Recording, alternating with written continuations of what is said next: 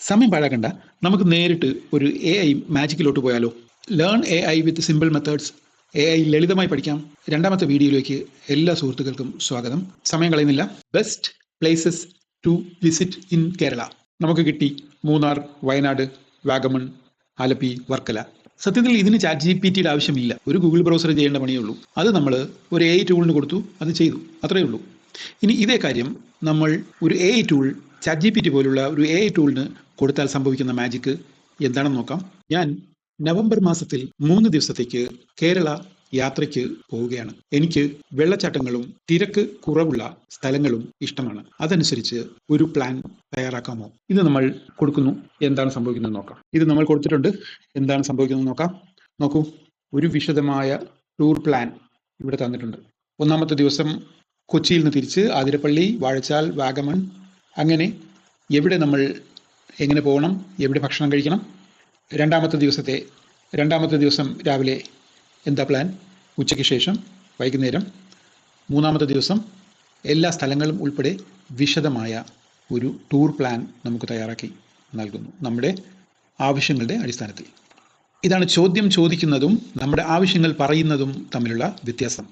ഒരു AI ടൂളിനോട്, ChatGPTയോട് നമ്മൾ ചോദിക്കുകയല്ല, നമ്മുടെ ആവശ്യങ്ങൾ പറയുകയാണ്, സംസാരിക്കുകയാണ് വേണ്ടത്. ഇനി മറ്റൊന്നു കൂടി നമുക്ക് നോക്കാം. ഒരു ട്രാവൽ ഗൈഡായി പെരുമാറി കേരളത്തിലെ കാണാതെ പോകുന്ന സ്ഥലങ്ങൾ നൽകാമോ? കൊടുത്തു, നോക്കാം നമുക്ക് എന്താ സംഭവിക്കുന്നതെന്ന്.